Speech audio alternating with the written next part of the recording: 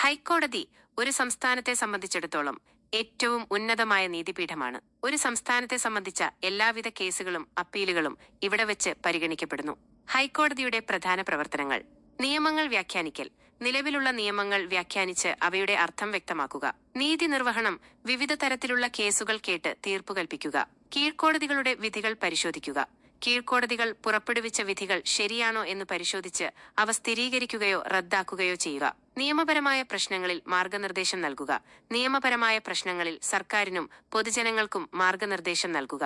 ഹൈക്കോടതിയുടെ ഘടന: chief justice ഹൈക്കോടതിയിലെ ഏറ്റവും ഉന്നതമായ നിയമജ്ഞൻ. ജഡ്ജിമാർ ചീഫ് ജസ്റ്റിസിനൊപ്പം വിവിധ കേസുകൾ കേൾക്കുന്നവർ. ഹൈക്കോടതിയുടെ പ്രാധാന്യം: നീതിയുടെ അടിസ്ഥാനം. നീതിയുടെ അടിസ്ഥാനം ഹൈക്കോടതിയാണ്. കോടതി വ്യവസ്ഥയുടെ പരിപാലനം. നീതിന്യായ വ്യവസ്ഥയുടെ സുഗമമായ പ്രവർത്തനത്തിന് ഹൈക്കോടതി നിർണായകമാണ്. പൗരന്മാരുടെ അവകാശ സംരക്ഷണം. പൗരന്മാരുടെ അവകാശങ്ങൾ സംരക്ഷിക്കുന്നതിൽ ഹൈക്കോടതിക്ക് പ്രധാന പങ്കുണ്ട്. കേരള ഹൈക്കോടതി.